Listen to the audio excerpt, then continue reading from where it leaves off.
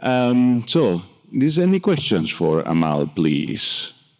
Because this is really, yes, Rafael and that corner. Yep.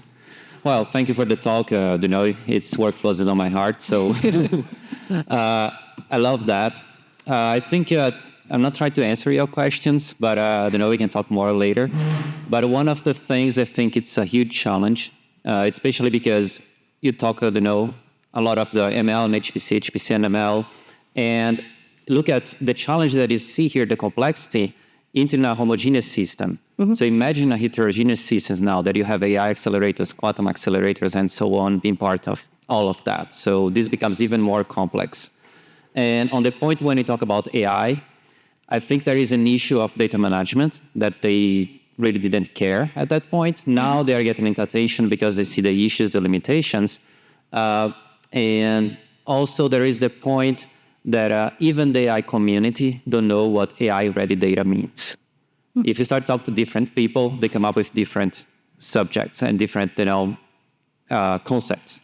Yeah. And it's funny because how are you going to try to optimize a system if you even don't know how the data looks like that you're going to be using there? So I think I'd maybe put more questions to you, but it's nice, because as you mentioned, early career is nice because you're going to have a lot of things to do in your career. So thank you again. Thank you. Thank you. Excellent question, especially the last one.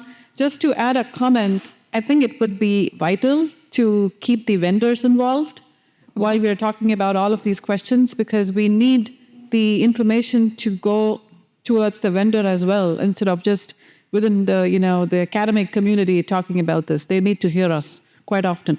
Yeah, thank you. I think I didn't include them. Thank you for your comment. So any other questions? Larry?